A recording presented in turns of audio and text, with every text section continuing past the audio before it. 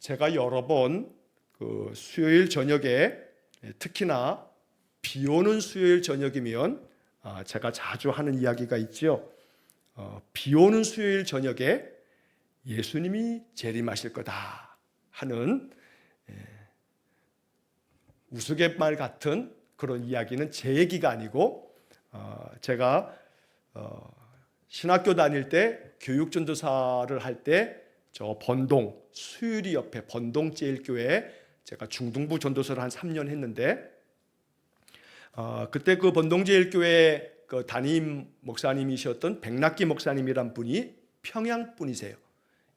평양 분이셔서 그분이 평안도 사투리를 써가면서 수요일마다 비가 오는 수요일이면 제가 그 3년 동안 있는 동안에 여름 같은 때 이렇게 장마가 지거나 그러면 또 계속 비가 이렇게 쭉 올 때 수요 예배도 그때는 전도사들도 다 수요 예배 이렇게 가서 예배 참석하고 그러면 제가 그 3년 있는 동안에 참 많이 들었어요. 그래서 그 목사님의 이야기를 제가 이 비 오는 수요일이면 이렇게 한 번씩 해요. 목사님 또 소리하네, 또 같은 소리하네 하지 마시고 여러분 귀에 못이 박이도록 들으셔야 돼요. 그분이 평안도 사투리를 써가면서 내가 예언을 하겠수다 그러면서 항상 다른 예언은 안 하시는데 그 예언만은 하셨어요. 아마 그 백낙기 목사님 지금 하늘에 계시는데 아마 이렇게 보시면서 야, 김 목사야, 네가 또 그 소리 하는구나 이제 그러실지 모르겠어요. 항상 그분은 예수님 재림을 자기는 언젠지는 모르지만 자기 마음 가운데 믿음으로 고백하는 한 가지 예언이 있다 하시면서 예수님 재림은 비 오는 수요일 저녁에 예수님 재림할 거다라고 그렇게 말씀을 하셨어요. 왜냐하면 지금이야 우리가 코로나 지나고 난 다음에 비대면 예배를 또 그 당시에 뉴 노멀 그러면서 새로운 일상이다 그러면서 그렇게 했고 또 그러면서 또 여러 가지 또 형편이 여의치 않아서 또 예배당에 나오지 못하시는 분들도 가정에서 또 예배 드리도록 또 실시간 이렇게 예배도 요즘에 디지털 시대에 이렇게 하고 있습니다만 옛날에는 그런 게 어디 있어요. 벌써 30년도 훨씬 전의 얘기인데 그때는 예배당에 나와 예배하는 것 열심으로 모이기를 힘쓰는 것 그렇게 열심으로 내는데 목사님은 항상 수요일 저녁에 예배당 나오는 분들을 축복하시면서 예수님 재림은 분명히 비 오는 수요일 저녁에 예수님 재림하신다 하시면서 항상 그러면서 웃으셨어요. 여러분 꼭 기억하세요. 저도 그 백 목사님의 그 예언의 말씀을 저도 믿음으로 받아요. 아멘으로 받아요. 예수님 비 오는 수요일 저녁에 재림하실지 몰라요. 그러니까 비 오는 수요일 저녁에 빈대떡이나 부쳐 먹지 TV 드라마 보면서 그러시지 마시고 비 올 수요일 저녁에 시간을 정한 교회가 정한 시간에 찬송하고 또 말씀으로 무장되는 그런 삶에 게으르지 마시라 하는 말씀으로 이 예언의 말씀을 전합니다. 들을 기 있는 자는 들을지어다. 자, 우리 웨스트민스터 신앙고백서 지금 8장에 중보자이신 예수 그리스도에 대한 이야기를 하면서 지난주까지 이 항에 대한 이야기를 했는데 사실은 좀 딱딱하고 또 재미는 없어요. 신성과 인성을 가지고 계신다. 이 교리를 배우는 게 지금 오늘날 이 시대에 이게 무슨 유익이 되나 하는 그런 이야기를 하는 분들도 계시지만 저는 반대예요. 그런 생각에 동의할 수가 없어요. 왜냐하면 기독교의 교리를 탄탄하게 잘 배우는 것이야말로 이 교리를 통해서 우리가 말씀을 제대로 볼 수 있기 때문에 그래요. 교리적인 그러한 이 믿음이 바르게 정리가 되어져 있어야 우리의 이 말씀을 보는 힘이 생겨요. 교리는 한마디로 말하면 이론이에요. 이론이 탄탄하지 않으면 이론을 통해서 그 다음에 많은 실천적인 많은 것들이 그 다음에 내용들이 나오게 되는 거예요. 그래서 이 교리를 잘 배우는 것은 이론을 먼저 잘 탄탄하게 다져야 이 신앙이 말씀을 보는 눈도 생기고 이 말씀을 나의 삶 속에 적용하는 힘도 생기고 그렇기 때문에 교리 공부는 단순히 이론 공부다. 이거 필요 없어. 이렇게까지 할 필요 없어. 이렇게 얘기하는 것은 이거 하나만 알고 둘은 모르는 거예요. 그래서 우리가 수요일 저녁에 이 교리 공부를 탄탄하게 몇 년 동안 이거 이 웨스트민스터 신앙고백서 끝날 때까지는 우리가 그런 마음으로 여러분들이 좀 어렵고 딱딱하고 좀 재미없고 이해가 안 되는 그런 얘기여도 자꾸 들으세요. 듣다 보면 이제 어느 때인가는 이게 이제 익숙해지면서 이해가 되고 터득이 되니까 말이죠.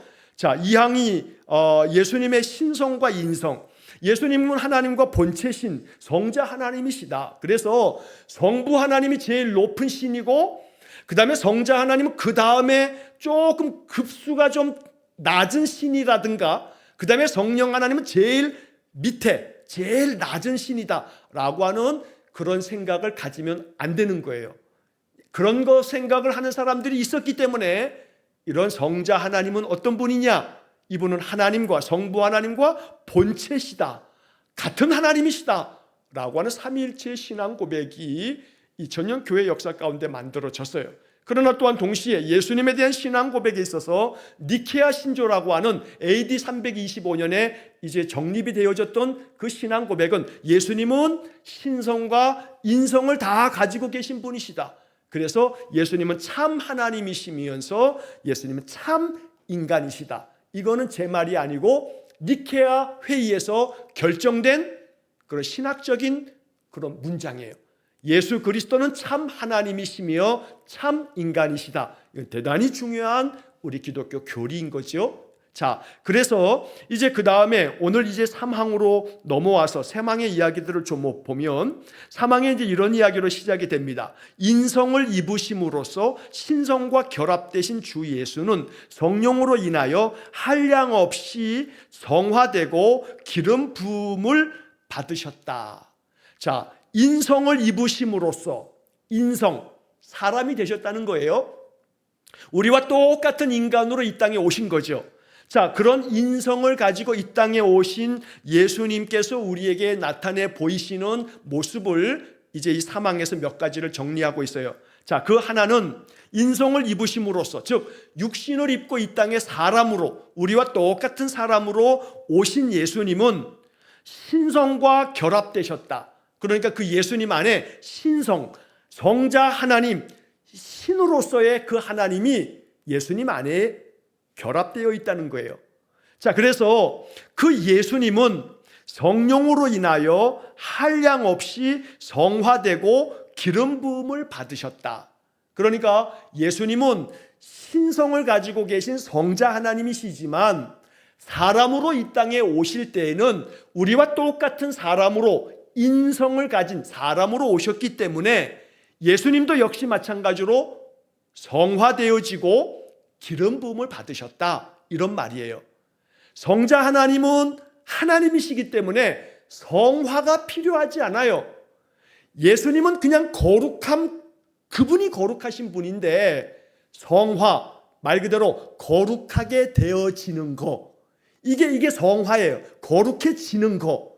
근데 예수님은 거룩하신 하나님인데 예수님이 무슨 성화가 필요해요? 예수님은 거룩함 그 자체인데, 그런데 성화되고, 그러니까 예수님이 거룩해져 가시는 거, 이거는 인간으로 이 땅에 오셨기 때문에, 인성을 가지시기 때문에, 조금 이따 제가 말씀을 드리겠습니다만 예수님이 본을 보여주신 거예요. 자, 요한복음 13장 15절 말씀에서 예수님이 마지막 최후의 만찬 자리에서 이제 제자들과 함께 마지막 만찬을 하시기 전에 제자들의 발을 씻기시죠. 자, 제자들의 발을 씻기시면서 그때 무슨 말씀을 하시냐면 요한복음 13장 15절에 내가 너희에게 행한 것 같이 너희도 행하게 하려 하여 본을 보였노라. 본을 보여주시는 거예요. 사람으로 이 땅에 오신 예수님이 성화되어지는 것은 성자 하나님, 신성을 가진 성자 하나님은 성화가 필요하지 않아요. 그분은 거룩하심이에요. 내가 거룩하니 너희도 거룩하라 라고 하는 율법의 말씀처럼 하나님은 거룩하신 분이에요. 성화되어지는 게 필요치 않아요. 이미 거룩하신 분인데. 그런데 성화되고 기름 부음을 받으셨다는 것은 우리에게 이렇게 본을 보이신 거예요. 인간은 거룩해져야 돼요.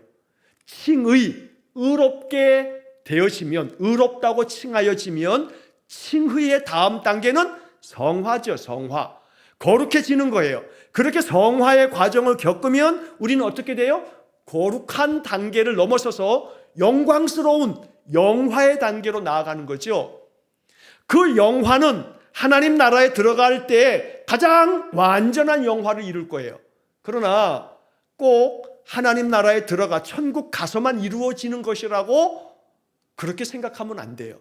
우리는 성화도 영화도 이 땅에서 이루어 가야 할 우리 성도의 신앙의 목적이다, 표대다 라고 여기셔야 되는 거죠. 거룩해져 가야 돼요. 이건 이제 뒤에서 계속된 설명이 있을 건데, 자, 이 거룩하게 되어져 가기 위해서 우리에게 필요한 게 뭐냐면 기름 부음을 받아야 되는 거예요. 기름 부음을 받는다. 자, 이 기름 부음을 받는다라고 하는 것에는 이제 성경의 여러 이야기들을 우리가 봐야 돼요. 자, 기름 부음을 받는다. 자, 이 기름 부음을 받는다라고 하는 것에서 몇 구절을 좀 보겠습니다만, 예수님도 기름 부음을 받으셨다는 거예요. 자, 이게 이 웨스트민스터 신앙 고백서에는 참고 구절 중에 나와 있지는 않습니다만, 누가복음 4장 18절 말씀에 이런 성경 구절이 나오죠. 예수님께서 공생의 사역을 시작하시면서 말씀하셨던 거예요. 이사야 선지자의 이야기를 인용하시면서 주님이 이렇게 말씀하셨어요. 누가복음 4장 18절, 주의 성령이 내게 임하셨으니 이는 가난한 자에게 복음을 전하게 하시려고 내게 기름을 부으시고, 주의 성령이 내게 임하셨으니 가난한 자에게 복음을 전하게 하시려고 내게 기름을 부으셨다 라고 이렇게 말씀하시면서 예수님의 공생애가 시작되어진단 말이죠. 예수님도 기름 부음을 받으셨어요. 예수님 세례를 받으시고 요단강에서 올라오실 때 하늘이 열리고 하나님의 음성이 들리면서 성령의 비둘기같이 예수님 위에 임하셨다 이 말이에요. 성령의 기름 부으심이 있으셨어요. 자, 그래서 이 기름 부음을 받는다라고 하는 것이 이제 구약의 말씀에도 기름을 붓는다는 이야기들이 구약 성경에도 많이 나와요. 특별히 제사장들이 제사를 지낼 때 제물들을 위해서 기름을 붓고, 제사장들이 직임을 받을 때 기름을 붓고, 그래서 특별하게 하나님께서 이러이러한 방법으로 거룩한 기름을 만들어라. 성경에는 관유라고 하는 표현도 되어져 있는 거룩한 기름을, 이것과 이것과 이것을 섞어서 거룩한 기름을 만들어라. 그래서 기름을 만들어서 기름을 부어요. 그런데 그 기름을 붓는다라고 하는 이것이 신약 성경에 와서는 이게 영적인 의미로 성령을 기름 부으신다라고 하는 그런 표현으로 사용이 되어지죠. 자, 고린도 후서 1장 21절에 이런 말씀이 나와요. 고린도 후서 1장 21절, 우리를 너희와 함께 그리스도 안에서 굳건하게 하시고 우리에게 기름을 부으신 이는 하나님이시니, 하나님께서 우리에게도 기름을 부으신다라고 말씀하시는 거죠. 자, 기름을 부으신다, 이것이 예수님에게도 성령의 기름 부으심이 있는 거고, 구약의 제사장들과 또 많은 선지자들과 왕을 세울 때 기름을 부으는 거고, 그리고 또 우리에게도 기름을 부으신다고 고린도 후서 1장 21절에 말씀하고 있어요. 그러니까 이 고린도 후서 1장 21절을 우리가 마음속에 잘 배우면 우리는 이렇게 기도해야 되는 거예요. 하나님, 나에게도 날마다 기름 부음을 허락해 주십시오. 나에게 성령의 기름 부으심이 있기를 원합니다 라고 기도하는 거죠. 사도행전 10장 38절에 이런 구절이 나와요. 하나님이 나사렛 예수에게 성령과 능력을 기름 붓듯 하셨음에 그가 두루 다니시며 선한 일을 행하시고 마귀에게 눌린 모든 사람을 고치셨으니 이는 하나님이 함께 하셨습니다. 자, 사도행전 10장 38절의 이 말씀처럼 하나님이 나사렛 예수에게 성령과 능력을 기름 붓듯 하셨다. 기름 붓듯이, 기름을 붓는 것처럼 성령과 능력을 기름 부어 주셨다고 말씀하고 있는 거죠. 자, 이처럼 예수님께서도 다시 이제 웨스트민스터 신앙고백서 3항의 첫 문장을 보시면 인성을 입으심으로써 신성과 결합되신 주 예수는, 이게 주어잖아요. 주 예수는 성화되고 기름 부음을 받으셨다. 이게 서술어죠. 그러니까 예수님도 성화되었고 예수님도 기름 부음을 받으셨다. 그러니 우리도 예수님을 본받아, 그리스도를 본받아 사는 우리도 성화되어져야 하고 기름 부음을 받아야 한다라고 하는 말씀으로 이제 이 말씀을 이해하게 되는 거죠. 자, 그래서 이렇게 성화되어지고 기름 부음을 받으면 그러면 우리 안에 바로 이 중보자 되신 예수께서 우리에게 기름 부으시며 성령의 그 충만한 은혜를 주실 때에 우리의 신앙의 삶은 굉장히 역동적인 삶을 살아가게 돼요. 하나님이 살아계셔서 지금도 역사하시는구나 라고 하는 것들을 체험할 수가 있어요. 여러분, 이 기독교를 종교의 영역으로 넣는 거는 종교학자들은 그럴지 몰라요. 세상 사람들은 그러죠. 그러나 기독교가 종교의 영역으로 들어가게 되는 거, 저는 그걸 달갑지 않아요. 기독교는 종교다라고 이렇게 바라보는 거, 저는 이거 받아들이기 어려워요.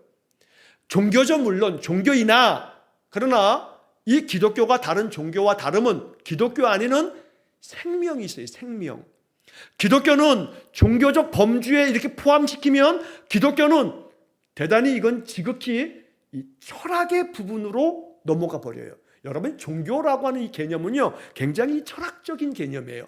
그래서 하나의 어떤 종교라고 하는 그런 말은 물론 이 좋은 말이에요. 굉장히 고상하게 말할 때 이거 아무나 종교라고 붙일 수는 없어요. 종교라고 이렇게 불려질 때에는 소위 말해서 우리가 학교 다닐 때 고등 종교 이렇게 뭐 이 기독교, 뭐 또 가톨릭, 또 뭐 이슬람, 뭐 힌두교까지 포함시키는 건 조금 좀 마뜩치 않지만 뭐 힌두교 이런 종교들을 종교라고 부를 때는 그 안에 종교적인 어떤 그런 철학이 담겨 있는 거거든요. 자, 그렇게 이 철학적인 여러 인간의 어떤 그런 본질과 인간의 인생을 탐구하는 깊은 진리의 말씀들이 담겨져 있다 해서 분류되어지는 것은 그건 세상 사람들이 그렇게 분류할지 모르나 우리 그리스도인들에게서 중요한 것은 우리는 이 그리스도의 그 은혜의 복음 안에는 생명이 있기 때문에 이 종교에는요, 그건 철학적인 이론과 논리와 많은 어떤 거기에 담겨져 있는 인생의 그 지혜가 농축되어 있는 것은 있을 수 있으나 기독교의 부처님의 가르침이 아주 높은 그런 지혜를 가르쳐주는 말씀이 있죠. 분명히 있어요. 그러나 거기에 생명이 있다. 거기에 그 인생에 영원한 생명을 주는 구원의 진리가 있다라고 말할 수 없어요. 우리 안에 있어서 예수 그리스도가 주는 그 생명의 복음은 다른 어떤 종교가 이게 비교의 대상이 되지 않아요. 그러면 우리는 생명의 구원을 가지고 있는 이 신앙을 가지고 있을 때 우리의 마음의 소망은 생명의 하나님을 만나야 돼요. 생명의 하나님을 경험해야 돼요.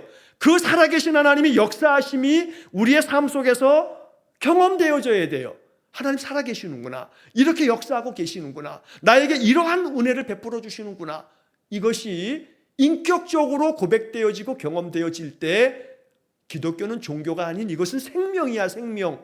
이렇게 말할 수가 있게 되는 거죠. 자, 그래서 이제 그러려면 생명의 하나님을 만나려면 우리 안에 기름 부으심이 있어야 돼요.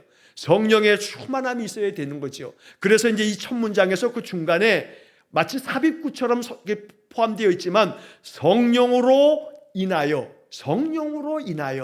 그러니까 어찌 보면 이 첫 번째 문장은 주 예수는 이게 주어고 성화되고 기름 부음을 받으셨다 이게 서술어지만 그 중간에 포함되어져 있는 성령으로 인하여 이게 아주 매우 중요한 거죠. 성령으로 인하여 우리가 한량없이라고 하는 말이 이게 사전에 보면 끝이나 한이 없이 끝도 없어요. 한도 없어요.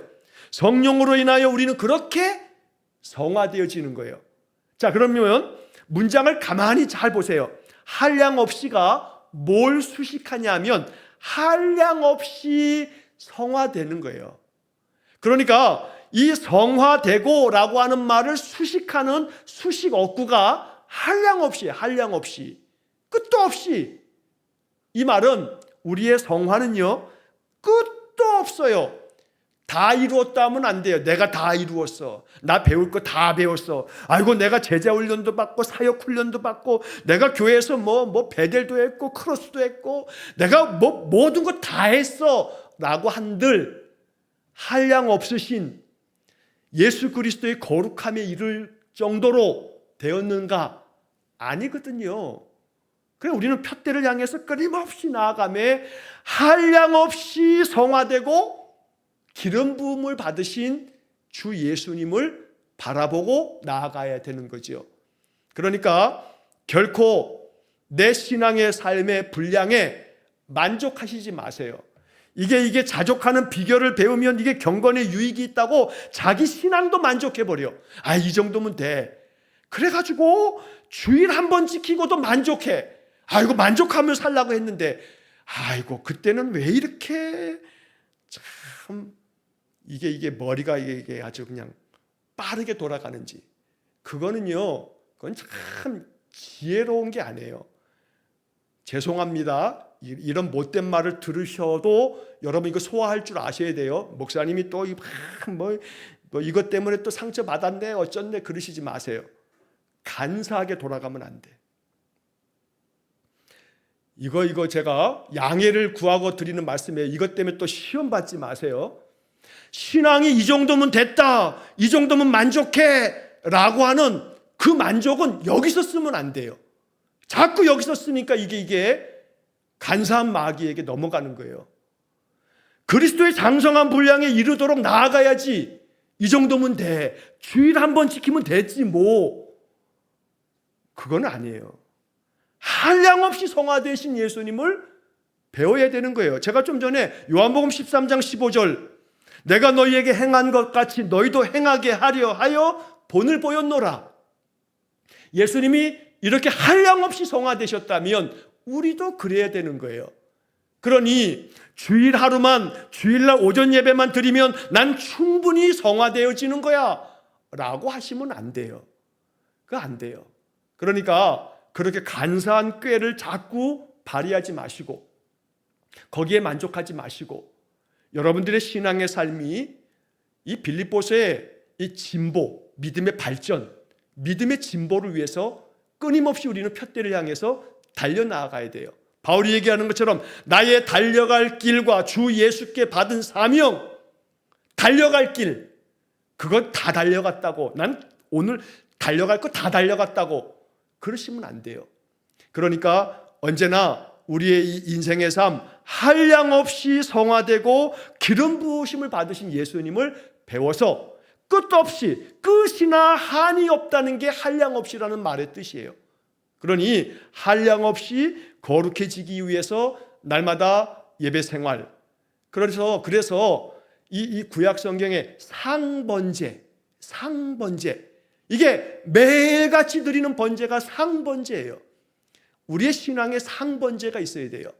그래서 예배의 삶을 우리가 살아가며 그러면서 우리가 늘 말씀 가운데 거하면서 예수님처럼 성령으로 인하여 성화되어지는 삶. 가끔가다 또 이렇게 얘기하면 또 그래요. 또 아이고 목사님, 그럼 목사님들이나 그렇게 하시는 거죠. 목사님이나 그렇게 매일 예배하시고 뭐 그러는 거죠 라고 이렇게 얘기하시는 분들은 하나님의 이 한량없는 은혜를 왜 자꾸 여러분 제한하시고 하나님 은혜 됐어요, 은혜 안 주셔도 되니까 요만큼이면 돼요, 그냥 난 요만큼으로 만족해요 하시면 안 된다 이 말이에요. 한량없는 주의 은혜를 더 풍성하게 경험하면서 여러분 신앙생활 하는 가운데 우리 교회도 몇 분들은 저한테 와서 그렇게 간증을 해요. 목사님 이러이러한 일이 있었는데 제가 이렇게 기도했더니 하나님께서 이렇게 응답을 해주시는데 이게 참 기가 막혀요 하고 얘기하시는 분들이 계시거든요. 제가 그 얘기를 들으면 솔직한 얘기로 목사님은요 부러워요. 아이고 어쩌면 그분에게는 어느 날은 그래요. 아이고 하나님 내가 이걸 좀 필요로 하다고. 그러면 얼마 지나지 않으면 어떤 사람이 그걸 그렇게 자기가 마음 가운데 바라는 것들을 어떻게 그렇게 하나님이 알고 그 사람을 통해서 공급해 주시는지 아마 다른 사람들이 얘기하게 되면 그 사람들이 아마 자기 안 믿을 거라고. 그래서 자기가 다른 사람한테 이 얘기하게 되면 자기 이상하게 볼 것 같아서 목사님한테만 와서 얘기를 한다고 얘기하시는 분들이 계세요, 우리 교회 안에. 그러면 제가 마음속으로 솔직한 얘기로 목사지만 부러워요. 야 어쩌면 저러냐, 어쩌면 하나님이 그렇게 응답하시나 싶다 이 말이에요. 자 그러면 그렇게 하나님의 한량없는 은혜를 우리가 누리면서 살아가는 삶을 소망하고 바란다면 한량없이 성화되어지고 기름 부음을 받으신 예수님을 본받는 거예요. 근데 이것은 무엇으로 되어지냐면 성령으로 인하여, 성령으로 인하여. 그러니 성령 받아야 해요. 성령을 사모해야 돼요. 성령을 간절히 바라고 원해야 돼요. 그래서 날마다 아침마다 여러분 많은 기도가 있겠습니다만 한마디 한마디 기도할 때 성령 하나님 오늘도 내 마음에 충만하게 임하셔서 오늘 하루도 성령이 이끄시는 성령의 사람이 되게 해주십시오. 이렇게 여러분 한마디 기도하시고 그날을 시작해 보세요. 그럼 마음 가운데 하나님 주시는 그런 거룩하게 되어지는 성화가 이루어지고 그러면서 내 안에 성령의 기름 부으심이 있어서 그날 하루의 삶이 참 은혜로운 삶을 살아가면서 또 그러다가 놀라운 정말로 이건 기적이라고밖에 말할 수 없는 일들도 우리의 삶 속에서 경험이 돼요. 간혹 그래요. 야, 이건 정말 기적이라고밖에 할 수 없네 라고 하는 일들이 진짜로 있어요. 그래서 야, 이건 진짜 드라마를 쓰는 그 극본 이 작가가 이렇게 해서 작가가 이런 드라마를 딱 원고를 딱 써서 배우들이 딱 배우를 해서 드라마도 영화도 만들어지는 것처럼 우리의 삶이 정말로 그렇게 만들어지는 것 같은 그 작가가 누구예요? 하나님이죠. 하나님이 내 인생의 드라마를 만들어 주세요. 그런데 그러한 놀라운 은혜가 있는 날들이 있어요. 그런 날, 그런 경험들이 있다 이 말이에요. 이건 정말로 하나님이 하신 일이야 라고 고백되어지는 날들이 있어요. 그런 간증을 저는 우리 성도들을 통해서 들어요. 여러분, 그러면 정말로 그것은 무엇으로 가능하나? 다름 아닌 성령으로 인하여. 이 한 구절이 성령으로 인하여 나의 열심이나 나의 이 잘난 머리나 내가 가지고 있는 신앙의 연조나 내가 수료하고 배웠던 어떤 그런 배움이나 이게 아니고 나의 그 어떤 열심이 아니고 성령으로 인하여 겸손하게 늘 성령 하나님 내 안에 성화되어지고 기름 부으심을 받아 하나님의 놀라운 역사하심이 지금도 내 삶에 펼쳐짐이 내가 경험되어서 그래서 내가 예수님을 더 깊은 인격으로 내 마음에 모셔 그래서 주님과 함께 사는 삶 여러분 그렇게 살아가야 됩니다. 이게 진짜 예수 믿는 겁니다. 예수님을 날마다 나의 삶에서 경험하고 그 예수님을 나의 인격으로 내가 주님을 만나면서 그 주님으로 인하여 나의 성격도 성품도 삶의 행실도 습관도 내 인생이 변화되어지는 그런 삶을 꿈꾸는 것 이게 예수 믿는 사람들의 꿈입니다. 우리 안에 그런 은혜가 있기를 간절히 축원합니다. 자, 그 다음 문장을 보면 그에게는 지혜와 지식의 모든 보화가 있다. 이거요. 이거 이 짧은 문장이요. 이거 정말로 위대한 선언이에요. 예수님에게 지혜와 지식의 모든 보화가 있다. 골로새서 2장 3절이 옆에 적혀 있을 건데 골로새서 2장 3절에 그 안에는 지혜와 지식의 모든 보화가 감추어져 있느니라. 이 구절을 그냥 그대로 쓴 거죠. 예수님에게는 이 땅에 인성을 입으시고 이 땅에 오신 예수님에게는 지혜와 지식의 모든 보화가 골로새서 2장 3절에는 감추어져 있다 그래요. 감추어진 보화의 비유를 예수님께서 들려주시죠. 감추어진 보화인데 그걸 발견한 사람은 자기의 모든 소유를 팔아서 그 밭을 산다 이거예요. 왜요? 거기에 어마어마한 보화가 감추어져 있으니까. 근데 골로새서 2장 3절에서 바울은 우리에게 알려주는 거예요. 지혜와 지식의 모든 보화가 그리스도 안에 감추어져 있다고요. 그럼 어떻게 해야 돼요? 예수님 비유의 말씀대로 한다면 내가 열리를 제껴놓고 이 보화를 사야 되는 거예요. 이 보화를 내 것으로 삼아야 되죠. 지혜와 지식의 모든 보화라고 말씀했어요. 여러분, 다른 그 어떤 것보다 우리가 얻기를 소망해야 되는 게 지혜와 지식의 모든 보화예요. 그러면 예전에 제가 신학교에 다닐 때 교육전도사 할 때 벌써 30년도 훨씬 지난 그 당시에 교육전도사를 이렇게 가면 그럼 이제 여름 성경학교 여름 수련회 그러잖아요. 제가 아까 말씀드렸던 그 번동제일교회 제가 중등부를 3년을 이렇게 했는데 그때 중등부 학생들만 한 150명 정도가 됐어요. 옛날에는 중고등부가 얼마나 많았어요.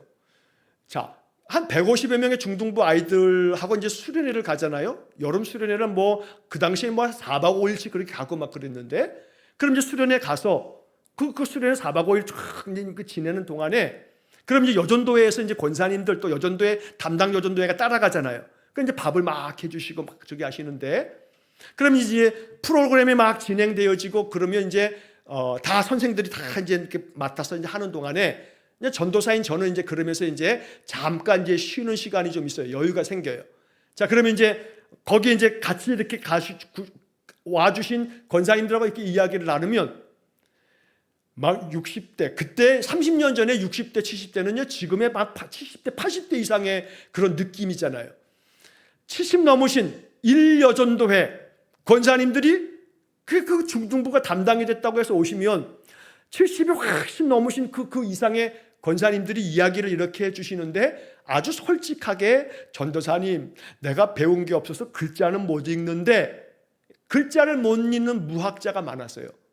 근데 그분이 이제 당신의 살아온 이야기를 쭉 들려주시는데, 어떻게 예수를 믿었고 내가 예수 안에서 어떻게 내 삶이 이렇게 되었는지를, 당신들의 그 인생 스토리를 들려주시는데, 그 이야기를 하시면서 눈물을 흘리시면서 주님이 나를 이렇게 만들어 주셨다고 얘기를 듣다 보면요, 어린 전도사, 제가 그때 20대 중반의 그 전도사의 마음에 이게 얼마나 감동이 되는지요. 그분들에게는요, 글자는 못 읽는 무학자지만 정말로 귀한 지혜가 담겨 있어요. 저는 지금도 생생하게 기억돼요. 그 권사님들의 그 이야기 한마디 한마디가 신학교 교수 누구에게서 몇 학기 배운 것보다 나아요. 제가 장신대에서 9년을 공부했어요. 그런데 그 9년 동안에 그 교수님들에게서 많은 신학 수업을 받았지만 그분들에게서 듣지 못했던 정말로 지혜로움의 말씀들을 그 권사님들에게서 배웠어요. 그래서 이 지혜와 지식의 모든 보안은요, 세상의 그 학교의 그 졸업장이 이건 따라갈 수가 없어요. 이 지혜가 있으면요, 인생의 삶의 그 어떤 난관 앞에서도 두려워하지 않아요. 이거 하나님 지혜로 어찌하면 좋을까, 하나님 앞에 기도하고 눈물로 기도하고 몇 날 며칠 기도하고. 옛날에 어른들은요, 금식도 밥 먹듯 해. 안 먹는 게 금식인데 그 금식을 밥 먹듯 하듯 금식하면서 하나님 앞에 매달리고 기도하고 그러면서 해결받아요. 해결받는다는 게 문제가 사라지는 게 아니라 그걸 그냥 감내하고 참아내고 이겨내고 견디어내요. 그러면서 하나님 찬송해요. 이게 이 지혜와 지식의 모든 보화에서 나오는 능력이거든요. 그런데 그런 걸로 보면 오늘날 기독교인들은요, 아이고 참말로 뭐 저를 포함해서 오늘날 우리 기독교 신자들, 오늘 이 현대 기독교인들은요, 이거는 그냥 모양만이야. 무늬만 기독교인이에요. 뭘 좀만 일만 있으면 그것 때문에 아이고 어떡해요 막 그러다가 막 시험에 들면 자빠지고, 그거 자빠진 거 한번 일어나려면 또 몇 날 며칠은, 그건 뭐 몇 달 덜어는 그냥 거기에 자빠져가지고 헤어나오지도 못하고, 누가 뭐라면 그 뭐 한마디에 그냥 휘청거리고, 뭐 저기 하게 되면 상처받으면 그거 소화도 못 시키고. 지혜와 지식의 모든 보화가 우리 안에 없어서 이런 것들을 능히 해결해 나갈 만한 면역력이 없어요. 조만한 세균 하나만 들어와도, 조만한 바이러스 하나만 들어와도 그냥 자빠지는 거예요, 우리 신앙이.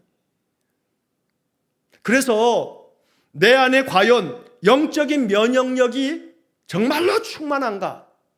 내 영적인 면역력은 어떠한가? 나는 어떤 가운데서도 모든 것들을 지혜롭게 헤쳐나갈 만한 그런 강인한 차돌 같은 담력이 있는가? 라고 하는 생각을 해요. 제가 간혹 그런 어떤 이야기들을 이렇게 하게 될 때가 있는데, 이게 허세, 허풍 떠는 그런 사람들 있잖아요. 허세 부리는 사람들. 신앙의 허풍쟁이들이 있어요. 주로 신앙의 허풍쟁이들 중에 어떤 사람들이 주로 있냐면, 뭘 다 그런 건 아니니까 이제 일반화시키는 건 아니에요. 그러나 소위 말해서 서울에 아주 그 초대형 교회 다니는 어떤 사람들은요, 그 교회가 초대형 교회라고, 그 교회 목사님이 대단히 유명한 목사님이라고, 거기서 뭐 구역장도 하고 거기서 모든 훈련 다 받고 그랬다고 자기의 신앙이 그 교회 크기만큼 자기 신앙도 그 정도 크긴 줄 알아. 그런데 성경을 아무리 많이 배우고 신앙 훈련을 아무리 많이 받아도 큰 교회에서 모든 걸 다 감당해도 말이에요, 영적인 면역력이 없어서 자기한테 뭐라고 한번 다 어떤 일들이 벌어지게 되면, 그러면 그냥 단박에 꼬꾸러지는 온실 속에 있는 화초들이 많아요. 온실 속에 있는 화초들. 이게 들판에서 자라는 야생화는요, 비바람이 불고 막 태풍이 몰아치고 그럼 다 꺾여 나가고 다 죽은 듯 다 쓰러져 버려도요, 그리고 날 반짝 햇빛 다시 들면요, 거기서 또다시 작은 꽃들을 피워내는 그 엄청난 혹한의 추위가 다 지나가도요, 봄이 되면 여전히 또다시 꽃피는 그 야생화 같은, 그 들꽃 같은 생명력이 없어요. 여러분, 지혜와 지식의 모든 보화가 예수 그리스도 안에 있는데, 이 예수 그리스도 안에 있는 이 지혜와 지식이 성령으로 인하여 우리 안에 충만하게 채워지면요, 웬만한 것에는요 꿈쩍도 안 해. 누가 뭐라 하든 나는 주님 바라보며 주님께서 나에게 따라오라 하신 그 길 간다. 네가 나한테 뭐라 해봐라, 나는 너랑 관계없다. 그렇다고 그 사람 제껴두고 무시하고 그냥 확 내치는 게 아니라, 제 말씀 잘 알아듣는 거죠. 그죠? 우리의 신앙의 길, 누구 때문에 걸려 넘어지는 거 아직 나에게 면역이 없어요. 면역이 없어. 무슨 독을 마실지라도 해를 당하지 않을 만큼 우리 안에 강철 같은, 금강석 같은, 그런 차돌 같은 그런 믿음이 생겨지는 거, 이것이 성령으로 인하여 지혜와 지식의 모든 보화가 가득한 사람은 그래져요. 그래서 우리는 예수 그리스도께서 너희도 행하게 하려 하여 본을 보였노라, 예수님 안에 있는 이 지혜와 지식의 보화가 우리 안에 기름붓도 부어짐으로 우리가 그렇게 강인하게 영적인 면역력이 충만하여 인생의 시련이 아무리 거세게 내게 몰려와도, 인생의 그 어떤 고난이 내게 찾아와도 말할 수 없이, 어찌 보면 하나님 어떻게 이럴 수 있어요 하고 하나님께 대한 원망밖에 안 나오는 그런 상황 앞에서도 지혜와 지식의 모든 보화가 가득한 주님이 내 안에 계시면, 그 모든 것들 속에 하나님의 그 깊으신 뜻을 신뢰하고, 나는 지금 알지 못하지만 하나님이 이런 것들을 통해서 이루어 가실 하나님의 그 깊은 경륜을 믿으면서 기도 가운데 더러는 눈물 나지만, 더러는 너무나 아프지만 아픔도 감내하면서 예수님이 십자가에서 이거보다 아프셨겠지, 주님을 생각하면서 견디고 이기고 그렇게 나아가는 그런 삶을 살아갈 때 우리 안에 보화가 충만한 삶이 되는 줄로 믿습니다. 그러니 예수님께서 이러하셨단 말이에요. 예수님이 이런 분이세요. 이 예수님이 나의 중보자가 되세요. 그러니 우리는 이 이야기를 읽으면서 예수 그리스도 안에 있는 이 보화가, 이 가득한 보화가 나의 삶 속에 선물로 주어지는 거예요. 이 선물을 마다하면 안 돼요. 세상 보화만 바라보지 말고 오직 주님께 가득한 이 지혜와 지식의 모든 보화, 이것이 우리에게 선물로 주어지도록 언제나 주님을 찾고 주님을 구하고 주님을 바라는 그런 믿음의 삶이 되시기를 주의 이름으로 간절히 축원합니다. 자, 그 다음에 한 문장만 더 보고 마치겠습니다. 하나님은 그의 모든 충만이 있는 것을 기뻐하셨다. 하나님은 그에게 모든 충만이 있는 것을 기뻐하셨다. 주어는 하나님, 서술어는 기뻐하셨다. 하나님 기뻐하셨어요. 뭘 기뻐하셨냐면 그에게, 예수님에게 뭐가 있는 거, 모든 충만이 있는 것을 기뻐하셨다고요. 예수님에게 뭐가 있다는 거예요? 충만함이 있는 거예요. 충만함이. 하나님은 이걸 기뻐하셨어요. 이 말은 하나님은 기뻐하세요. 오늘도 누구를 바라보면서? 나를 바라보면서, 우리를 바라보면서. 왜? 우리 안에 뭐가 있으니까? 충만함이 있으니까. 충만함이 있는 것을 보시면서 기뻐하시는 주님을, 하나님을 우리는 바라봐야 되겠어요. 자, 그래서 여기에 보면 그 옆에 참고 구절이 골로새서 1장 19절이 적혀 있을 거예요.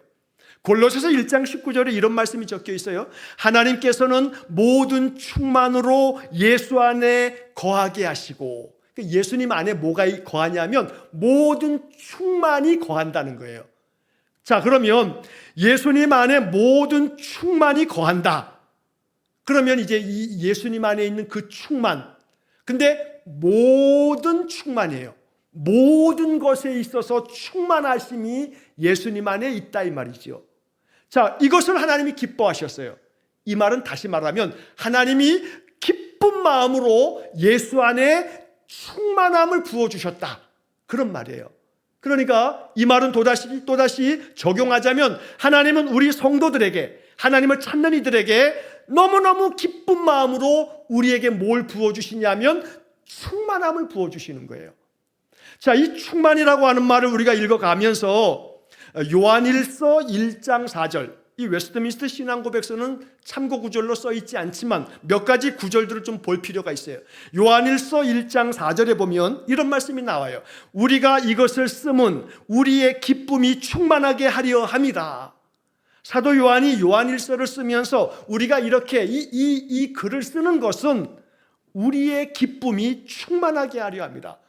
충만해져야 할 것 중에 뭐가 충만해져야 되냐면 기쁨 충만, 기쁨 충만.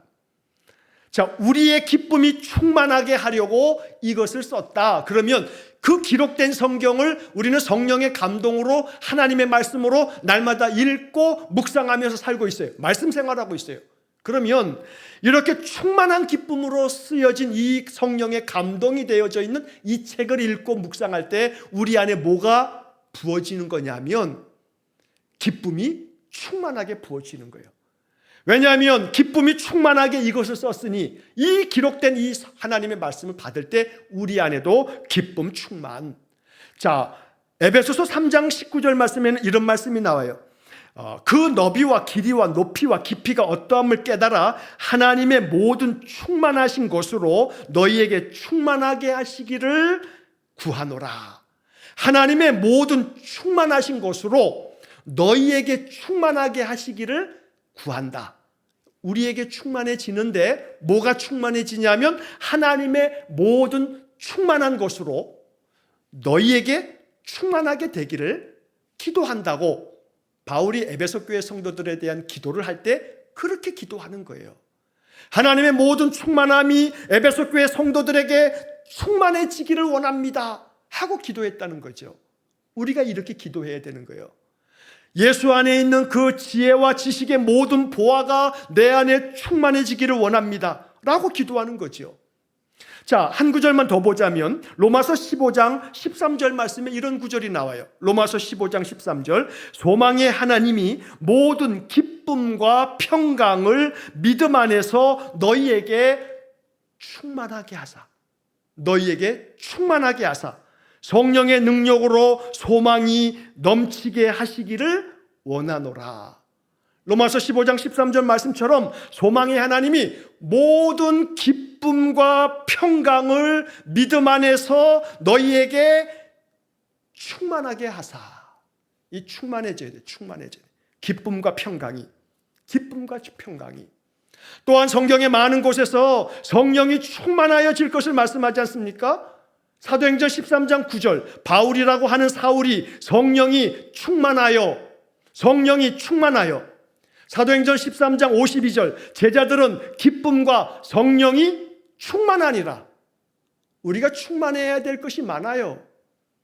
기쁨과 평안이 충만하고 성령이 충만하고, 또 사도행전 11장 24절에 바나바는 착한 사람이요 성령과 믿음이 충만한 사람이라. 성령과 믿음이 충만한 사람이라. 자, 다시 돌아가서 하나님은 그에게 모든 충만이 있는 것을 기뻐하셨다. 그에게, 예수님에게, 또 그에게, 바로 나에게.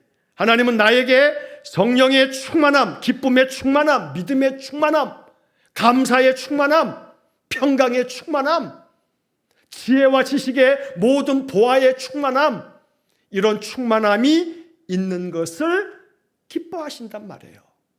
하나님의 기쁨이 되기를 간절히 축원합니다. 그래서 오늘 이 사망에 나와 있는 이 세 가지의 문장을 다시 한번 여러분 지난주에 그 주보를 한번 지난주네요. 주보를 한번 보시면서 이 사망의 내용을 한번 보시고, 유튜브 영상에 항상 제가 이 영상 밑에 이렇게 제목줄이 있는데 제목줄 클릭하시면 더보기 그 밑에 보면 이 내용들을 제가 다 이렇게 써드려요. 매 예배 때마다 그날 본문도 항상 새번역 성경과 쉬운 성경 두 개의 번역을 항상 제가 거기 밑에다 이렇게 쫙 써놔요. 그 번역을 다른 번역들 비교해 보면서 보라고. 또 웨스트민스터 신앙고백서는 그때 하는 내용들을 그 유튜브 영상 그 밑에 설명창이 있으니까 클릭하셔서 그 내용들을 한번 천천히 읽어보시면서 오늘 이 사망에 나오는 이 말씀들이 우리의 마음에 간절한 기도가 되기를 주의 이름으로 간절히 축원합니다. 기도하겠습니다. 자비로우신 하나님, 인성과 신성을 다 가지신 주님께서 이 땅에 오셔서 우리에게 본을 보여주신 많은 것들이 우리의 마음에 영적 교훈이 되어서 성령으로 인하여 성화되어지고 기름 부음을 받으신 예수님처럼 성령으로 인하여 날마다 우리가 그리스도의 장성한 분량에 이를 때까지 끊임없이 거룩한 삶으로 성령의 기름 부으심을 받아서 지혜와 지식의 모든 보화가 충만해지는 우리 성도들 되게 해 주옵소서. 그리하여 예수님께서 우리에게 허락하신 이 놀라운 은혜가 우리의 삶의 경험됨으로 말미암아 신앙이 날마다 내게 주는 생명의 능력이 되도록 역사해 주옵소서. 이번 한 주간 또 남은 나날들 주의 성령이 내 안에 가득하기를 기도하면서 또 하루하루를 살아갈 때 거룩한 주일 우리 성도들 함께 만나 공동체에 함께 모여 예배하는 그날까지 우리 성도들의 모든 삶의 자리에 주님 늘 찾아와 주시고 우리에게 성령의 충만한 은혜를 부어 주옵소서. 예수님 이름으로 기도하옵나이다. 아멘. 우리 구주 예수 그리스도의 은혜와 하나님 아버지의 크신 사랑과 성령의 교통하심이 예수 그리스도 안에 있는 충만함이 내 안에 부어지기를 간절히 소망하며 기도하는 머리 숙인 귀한 성도들 위해 영원토록 함께 하시길 축원하옵나이다. 아멘.